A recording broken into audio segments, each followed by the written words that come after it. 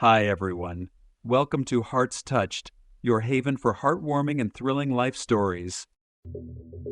The doctor adopted 3 babies from a prisoner, but when she gained her freedom, she found the babies and the doctor and did something that made everyone cry. "What do we do now?" asked the doctor, looking at the present questions, except the pregnancy was a bit advanced. "Could there be complications?" his colleague muttered irritably. "Who in our country could perform such an operation?" Jonas, the head doctor of the infirmary, frowned. The gathered doctors averted their eyes. It's not like they went to the women's colony to gain experience or improve their skills. This is a meeting point for those who have nowhere to go in the face of severe situations.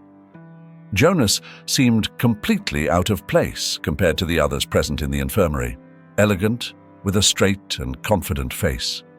The man had expressive facial features, well-defined eyebrows, and deep, serious eyes. He always wore a perfectly white vest, which gave him credibility and respect. When Jonas spoke, his voice sounded calm and convincing.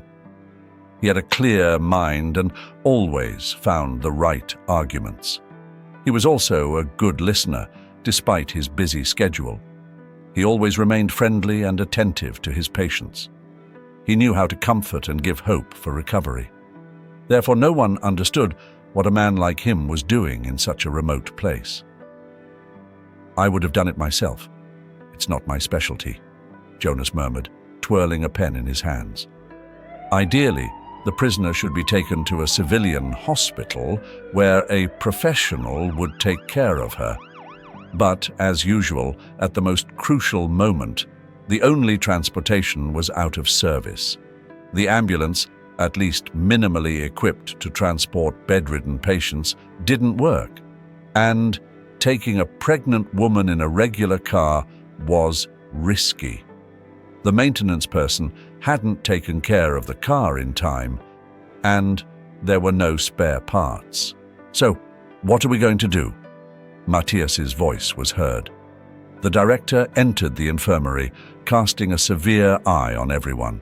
He was a tall and strong man. His oval face had wrinkles but still maintained strong features that showed a firm character.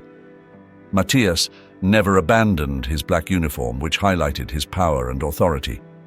"It wasn't our fault. Transportation is always provided in these cases. You yourself made the rules," Jonas retorted.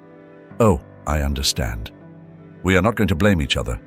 If the prisoner cannot be transported to the city, someone from the obstetrics or surgery department will go to her."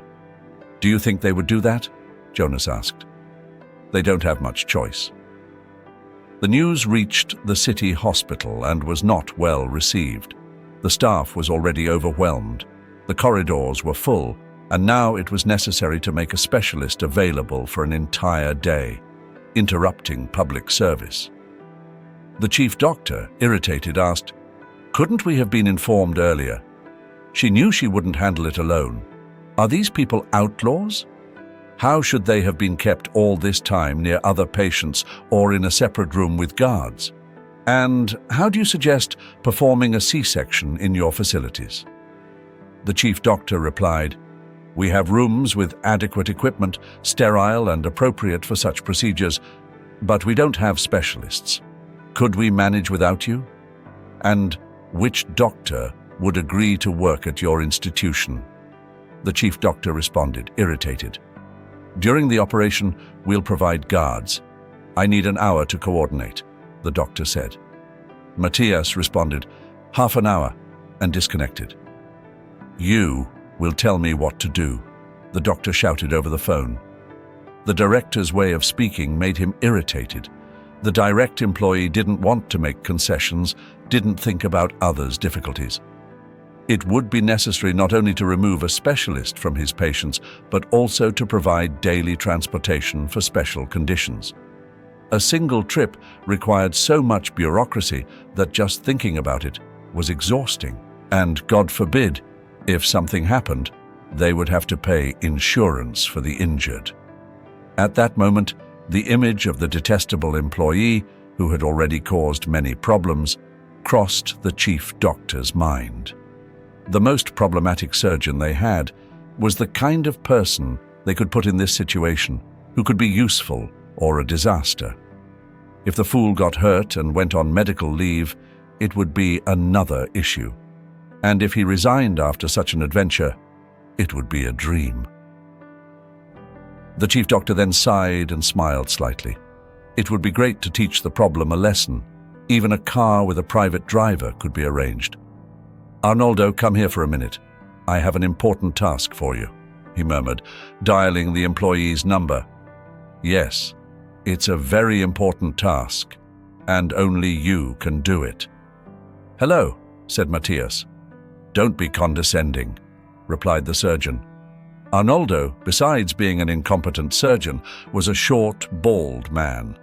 He had short, thick arms, covered in dark hair. He spoke carelessly and quickly, as if fearing his words would disappear if not said quickly. His face didn't help either, always with a skeptical look, treating patients as if they weren't human. After his treatments, people usually felt worse, and some even died due to side effects. "Here are your papers," Jonas said dryly, handing over a stack of forms. The city surgeon took the documents nervously, reading them, his lips pursed more and more, until he finally left the papers back on the table and said, "Are you idiots? I was called to do a job, not a miracle with 2 gauze pads and a dull spoon. All because he had little experience. He was a relative of a wealthy businessman. He was only recognized as a doctor, late. Having bought a diploma, he came to be seen as a surgeon. In reality, he only held a warm position, switching departments to receive double. The woman's labor tests showed she had a low blood count. You didn't have to be a medical genius to understand how a botched operation could end. The chief doctor wants to get rid of me to make room for his nephew," Arnoldo thought. "If the girl dies on the operating table, the surgeon who performed the operation would be the first to be blamed. The clinic would take a hit to its reputation, but who cared about the death of another prisoner? They would apologize, hold a few fundraisers, and that would be it. Do you want to find a scapegoat?" "No, thanks. I don't want to be part of this theater," said Arnoldo. "So do we just wait for the problem to blow up in our faces?" asked Jonas. "Call a helicopter and have them take her to the city hospital," replied Arnoldo. "And the pain she's feeling now?" Jonas retorted. "Give her something for it." "Why should I care?" responded Arnoldo, without empathy. "She's pregnant." "Do you know what could happen to the fetus if you gave her something too strong?" Jonas insisted. "Why should I care?" repeated the surgeon. Matthias sighed, shocked by the city doctor's indifference.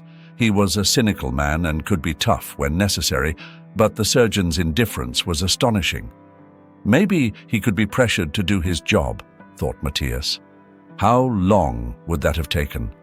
And if that prisoner died on the table, would it be a real emergency? A rigorous inspection would inevitably follow, possibly blaming the director for criminal negligence. Who knows if the unit commander wouldn't decide that the director should be demoted to a common soldier and then dismissed? But first, the problem needed to be resolved. If the prisoner's life didn't matter to society, problems with the girls would surely move the public. What to do? He sat indifferently in his chair. Jonas sat at the desk, thinking intensely. There was a deep silence in the room. Only the old lamp on the ceiling hummed softly. "There's a possibility," said the chief doctor reluctantly. "There's a small town not far from here, and a former military doctor lives there. He's retired, but still vigorous. He's not even 60 years old, a true professional of the old guard." "Yes, I heard something about him," said the director. "They say he saved many soldiers on the other side of the world and operated almost in a trench. He's not afraid of anything." "I don't care if he's local."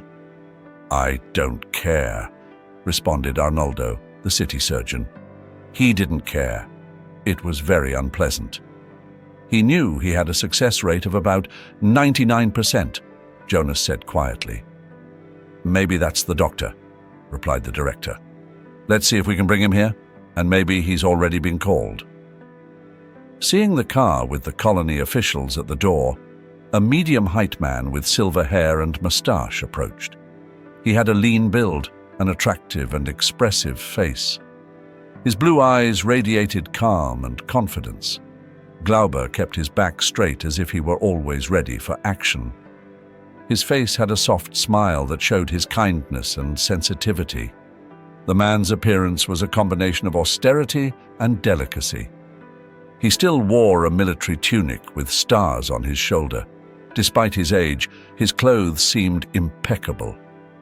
As always, the military doctor carried a leather briefcase under his arm, where he kept his documents and medical instruments. "Will you help us?" Jonas asked. "There are 4 lives at stake. We can't do this without you. But why not remember the old times?" Glauber responded with a long smile. It took only half an hour to reach the colony. Despite the bad roads, the driver tried to bring the valuable specialist as quickly as possible.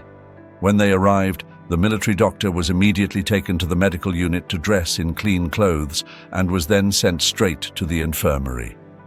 "Let's see," said Glauber as he saw the woman in labor lying on the bed. She was very young, but being in the colony had left marks on her face. Her dark hair was disheveled, and her immense belly indicated that she was expecting triplets. She seemed to have exhausted her last energies awaiting the surgery. "Well, I still haven't had to deliver a birth here. War is different, but I think we can handle this," said the military doctor reassuringly. A slight smile appeared on Adelaide's lips as a sign that she was ready to fight to the end for her children. Glauber took a moment to concentrate. The war had taught him a lot. Here, in a civilian environment, an operation like this didn't seem so daunting.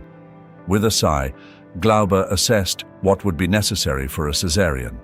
Then he clarified all the necessary details with Jonas and made a list of tools and equipment that needed to be prepared.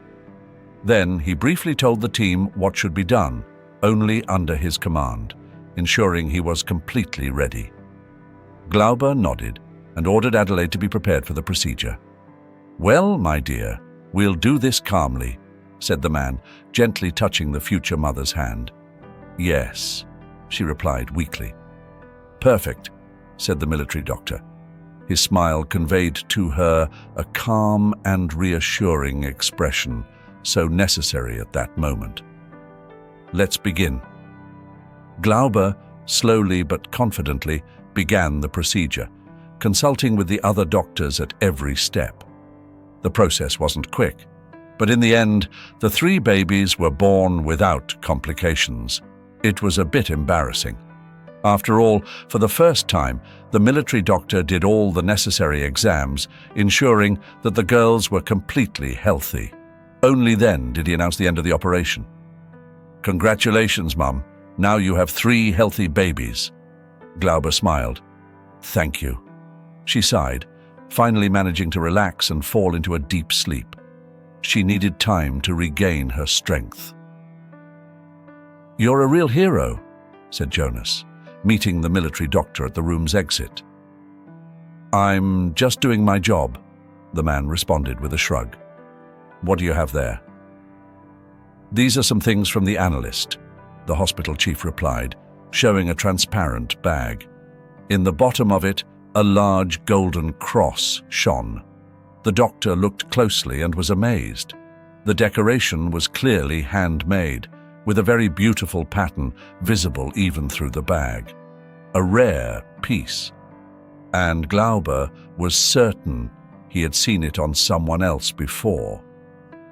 "Is everything okay?" Jonas asked, surprised by the director. "Sure, he's in his office." As he walked down the hallway, the military doctor noticed the door was slightly ajar. Inside, the room was clearly visible, reflecting the owner's state of mind. The walls were painted in calming tones, and although the furniture was rustic, it looked sturdy and practical. Piles of books and documents covered a large table, and a shelf on the opposite wall was overflowing with heavy papers. "May I come in?" Glauber asked after a brief knock. "Yes, of course, Our Savior." "Welcome." "Come in." The director rose from his desk. "I just wanted to inform you that the patient is fine. I made recommendations to your team for her rehabilitation. She's young. She'll recover. We'll do our best work." "Thank you for your help, Matthias," said the director, shaking the doctor's hand. "If there's anything we can do to show our gratitude." "No need," Glauber interrupted. "I took an oath after all. Tell me, what will happen to the girls? Normally, while the mother serves her sentence, the girls will be sent to a home. Adelaide has a good chance of parole. If she wants, she can take them back afterward. What if someone adopts them first?" Matthias simply raised his hands in resignation. "We can't prevent that. Maybe it's for the best. Why would the girls need a single mother with so much free time?" Glauber didn't respond, lost in thought. The director also didn't press, giving the visitor time. "Tell me, can I take care of the girls as a guardian?" "Don't worry. My wife and I have a good life. We have a farm, cows, everything is ours. We can feed the little ones. It's better than depending on the government." Glauber raised an eyebrow in surprise. "Why do you want that at your age? They're not little. How old are you? 50? 60? Why do you need 3 girls?" "I'm not taking them from her. When the mother gets out of prison, I'll return them to her custody." "That's not how it works." "But if it doesn't bother you and you just want to get rid of them, why are you stopping yourself? Who's preventing you? For God's sake, just do the paperwork like everyone else. When the custody of the girls is finalized, you can bring them back." "Fine," Glauber thanked with a nod. "I'd like someone to give me a ride to the small town. I probably missed all the buses home." The military doctor carefully hung his bag on a peg and began to wash his hands. Memories of a glorious past reflected before his eyes. Just a few years ago, in a time that seemed so close and yet so far, an old comrade from the front line had died in his arms. Hanging from his chest was the same crucifix, primitively made. But how could a relic end up with a woman in labor? Simply impossible. The old friend's body, along with the crucifix, was sent home to be buried honorably in the family plot. No one would have removed the crucifix. And who would want to steal from a fallen soldier? Everyone respected that man, and Glauber owed him his life. After all, he had rescued the army doctor during a bombing. "How's it going?" Tatiana approached. The woman was a tall and robust hostess with an exuberant figure. Her expressive and sharp facial features denoted a confident woman. Her voice was always deep, beautiful, and calm. She was attractive, strong, and irresistible, and just like her husband, with whom she had lived in perfect harmony for many years. So, that was it. The military doctor finished his story. He told his wife everything about the girls, about the crucifix, and about his intention to get custody. She just nodded, without asking many questions. No discussion was necessary. The couple had no children. Maybe now they could do a good deed. "I just need to talk to Adelaide after the surgery. She lost consciousness immediately. And then they took me home. I couldn't wait there for days." He still wondered how the woman in labor got the crucifix. It couldn't have been a coincidence. Time passed. Gathering all the necessary documents took much more effort than initially thought. The authorities reluctantly trusted the man. At least old connections helped. Yes, excellent credentials from all places of service. In the end, Glauber was granted the necessary permissions, and the man went straight to the juvenile reformatory. "Welcome." The director nodded respectfully when he saw the pile of signed forms. Sorry about last time. I said things. I really respect you. You're a man of your word. And now I see you're serious. It's nothing. Just give the order to prepare the girls for adoption." The military doctor signed. "And another thing. I'd like to see their mother. How is she?" "All good. She's recovering and already working again. In a few minutes you can go to the conference room." The assistant led him to a separate room. The room was simply furnished, just a table and 2 chairs, no other furniture. The small window was firmly closed, and a weak lamp hung from the ceiling. "Hello." Adelaide spoke softly as the guards brought her into the room. "Hello, young lady." Glauber smiled. She hesitated at the entrance, as if afraid to approach. "Don't be shy. Sit down. Matthias said we could talk as long as we need to." "What do you want to talk about?" asked the prisoner, timidly approaching the table. "But first, how did you end up in this situation?" It was clear that Adelaide was imprisoned for something stupid, and it wasn't even her fault. She was a waitress. She led a modest life, but was generally content. Honest work, a small apartment, but it was hers. But one day, a rich man began to harass her. At first, it was just courtship, flowers and gifts. But Adelaide soon realized his intentions. Of course, the spoiled rich man wasn't used to being rejected, and when the girl rejected him again, he decided to get revenge. The life Adelaide had built with so much effort was ruined. After a scene at the restaurant, the rich man accused Adelaide of theft, and management immediately took his side to avoid inflaming the scandal. The poor girl wasn't just dismissed, she was also imprisoned. The restaurant owner ignored the fact that the wallet had been blatantly planted in the ex-wife's locker. She got pregnant there, trusting a colleague. He also courted her, saying sweet things. And then, when everything came to light, it was revealed that he was married. He deceived her, took advantage of her innocence, and she fell into the trap like a fool. Sadly, Adelaide sighed. "Really? Was he punished?" she asked. "No, he wasn't. As soon as he found out I was pregnant, he moved immediately to another colony. I think it was to the other side of the country, so his wife wouldn't find out. I have no luck with men, or maybe I don't know how to choose. I don't know what to say." They fell silent for a moment. It's never easy to recall the past, but Glauber couldn't ignore the mystery of the cross. Adelaide, grateful to her savior, shared everything without holding back. "You know, I feel deep down that you wouldn't question me without reason." "But how did you get that cross?" the military doctor Glauber asked. "I don't know," Adelaide shrugged. "I grew up in an orphanage. I've had the cross since I was born. I'm surprised no one ever stole it." "I don't believe it," murmured Glauber. The situation was still confusing. "How much longer do you have to serve?"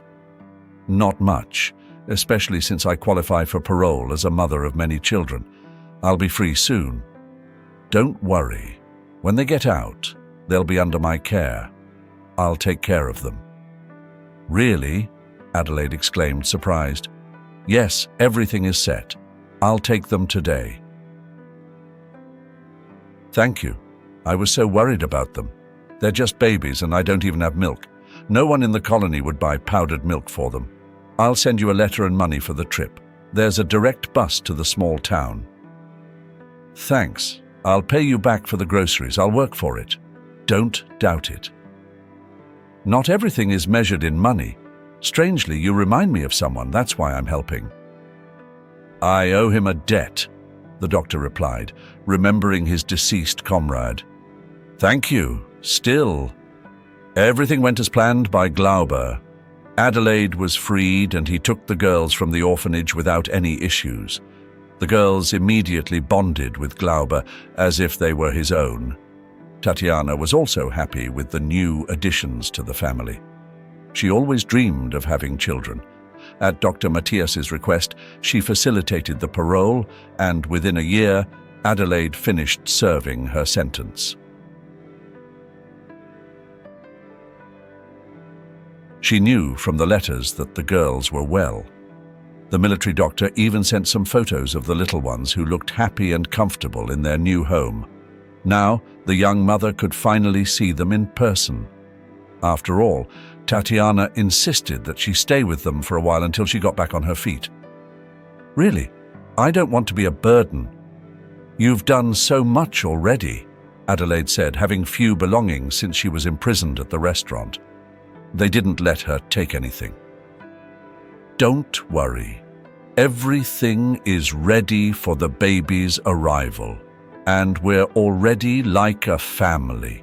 We're not going to throw your mother out onto the street," Glauber said seriously. They waited for the bus and settled into their seats. The driver accepted the fare, glancing sideways at the ex-prisoner. Everyone knew that if a stranger boarded at that point, they had probably just been released from the penal colony. It was easy to identify someone recently freed. They still feared the strict guards. "Hello, Glauber," a female voice called, and the military doctor turned to greet his neighbor returning from the city's market with bags full. She was an older woman who always acted modestly and had short, graying hair. Of average height, her face was lined with fine wrinkles. She was simple and solid. Claudia was considered a leader in the small town. There was no practical use for this title, but if anyone wanted the latest news or to solve a problem for some reason, they went to her first. "Hello, how are you?" "I'm fine, just went to the city, and this young girl," she looked at Adelaide. The experienced gaze of the town leader immediately identified the ex-prisoner, and now she was eager to know more. What was the relationship between the military doctor and the young criminal? "I found a friend. She came to visit us," Glauber said. He didn't seem embarrassed by his guest. "Can't you see she's uncomfortable?" "We'll talk later," Glauber cut her off. But from the woman's expression, it was clear that the future neighborhood wouldn't please her. What if she was a thief? Or worse? But the doctor's stern look made the woman bite her tongue. After all, Glauber was a respected man who often helped his fellow townsfolk. After waiting, the bus finally arrived in the small town. The town leader walked silently to her home, and Glauber, ignoring the old gossip, took Adelaide to the new house. "This is my wife, Tatiana," he said, introducing them. "It's a pleasure to meet you. Come in, don't be shy. We'll have lunch soon." Tatiana started bustling immediately. "I'm not hungry, don't trouble yourself," Adelaide replied shyly. "We've been on the road for a long time, and I bet you missed home-cooked food." While the food was warming up, Adelaide, anxious, went to the nursery. Seeing her babies, she worried they wouldn't recognize her, but they smiled joyfully, as if no time had passed.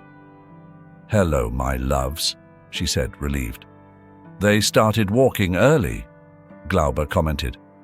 Actually, Adelaide was excited to start a new life in a calm and peaceful place.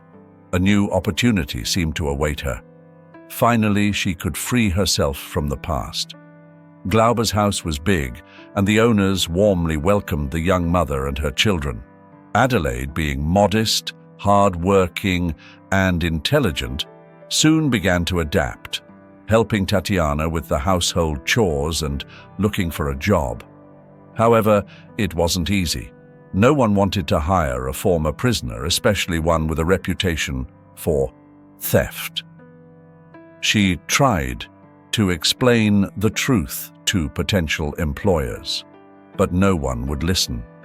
Over time, Adelaide noticed the neighbors whispering behind her back. At first, she thought they were just suspicious of foreigners, but then she discovered that everyone was talking about her conviction and considered her an imposter, avoiding any contact. Even after serving her sentence for a crime she didn't commit, it seemed she would have to carry that reputation for the rest of her life. Why couldn't she start over? She tried to befriend the neighbors and follow all the rules, but the townsfolk remained distant. "There she goes again," said Claudia, looking at her with disdain. "What a character, I tell you," a friend commented. Hearing the rumors, the doctor asked, "What's all this about?" He was working near the house behind the fence, where he shared a bench with the town leader. "Why accept a thief here, and with kids on top of that? Must be some kind of scheme. And Tatiana even influenced you to take her in. This woman doesn't work. She just roams around," said Claudia. "Don't talk like that," Glauber retorted angrily. Claudia's friend fell silent, not wanting to argue with the only doctor in the small town. But Claudia continued, "Are you sure she's not deceiving you? She gains your trust today. Tomorrow, she'll wait for you to get distracted and do something bad." "Don't say such things," Glauber interrupted. "Adelaide is an honest girl. She just had a stroke of bad luck." "You're the only one who understands," Claudia said, breathing indignantly. But the military doctor had no intention of continuing the argument, ignoring the old gossip. He went into his house, not wanting to hear more. The man was quite sure of his decision and never regretted helping the unfortunate woman. But the argument with the town leaders was not in vain. The townsfolk began to gradually ostracize her.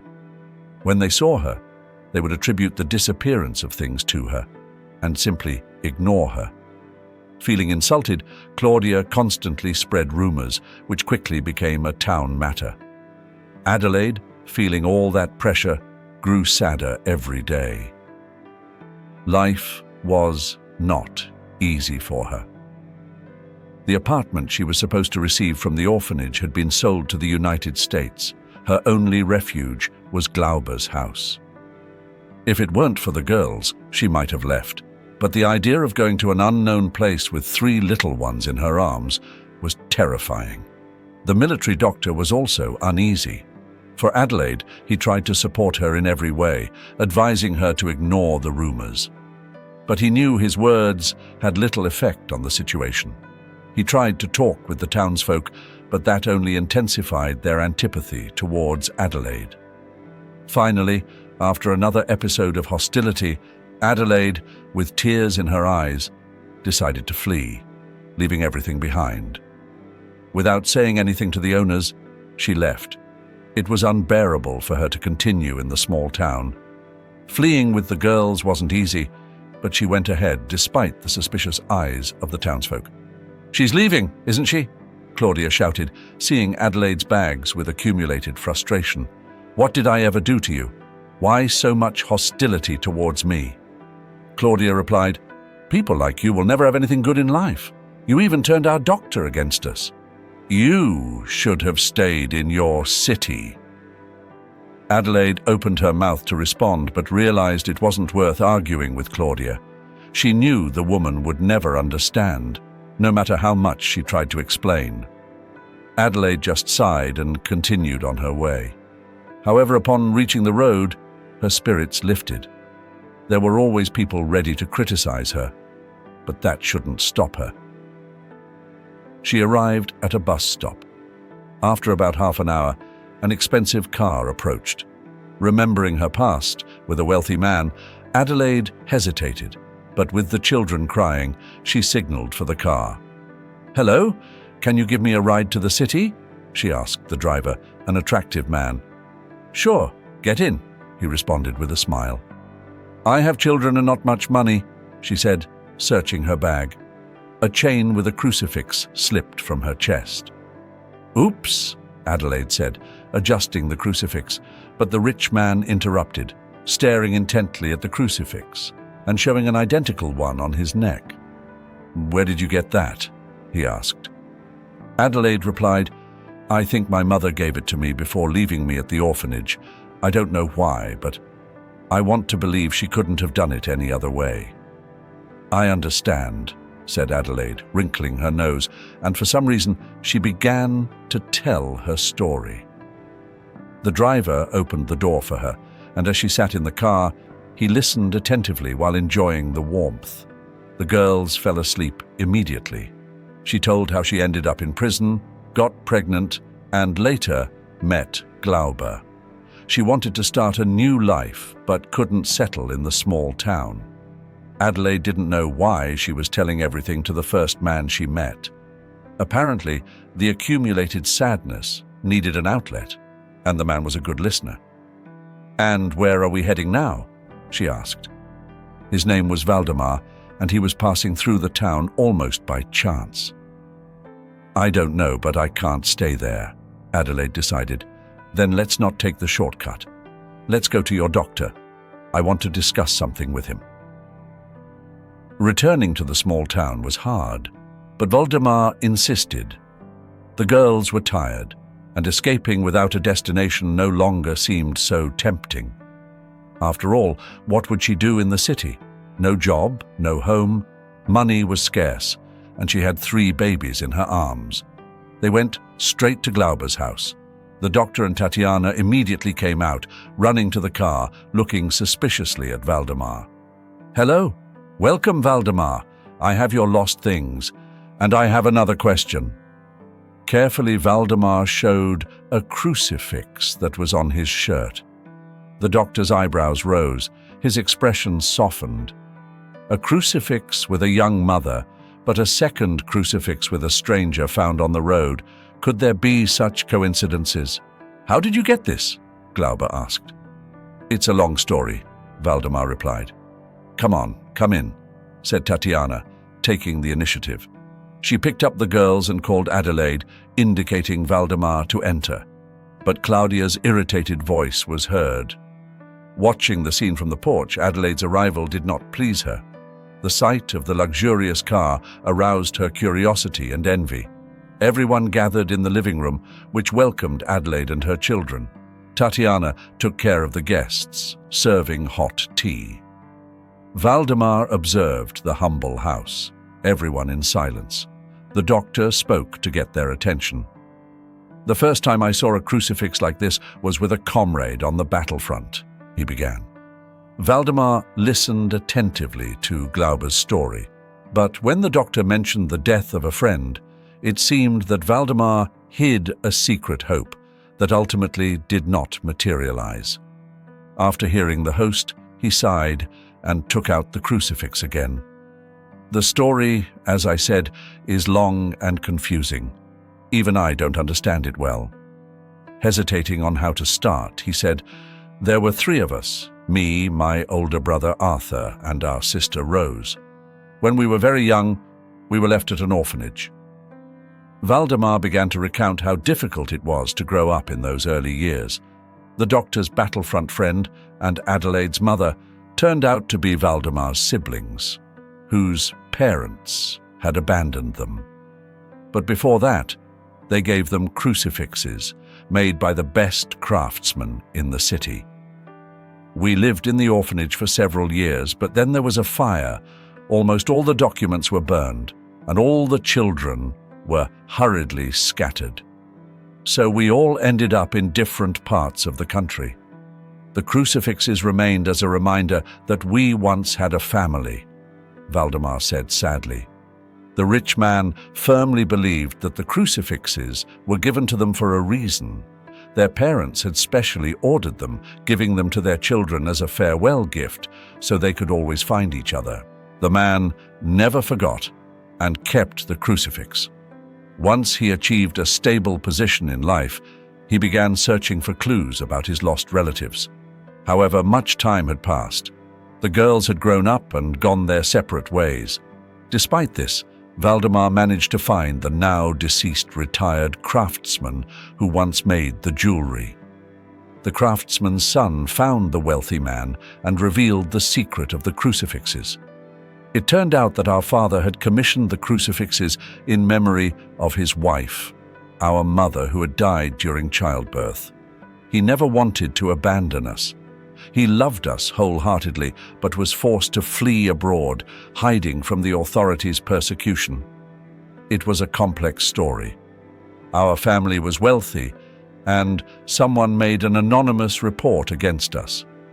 At that time, The authorities acted swiftly, taking immediate measures. Valdemar recounted his family's history with genuine sadness in his voice. It was clear he had never been able to overcome the past, hoping to restore at least a part of his family's name. It was unfortunate that so much time had passed.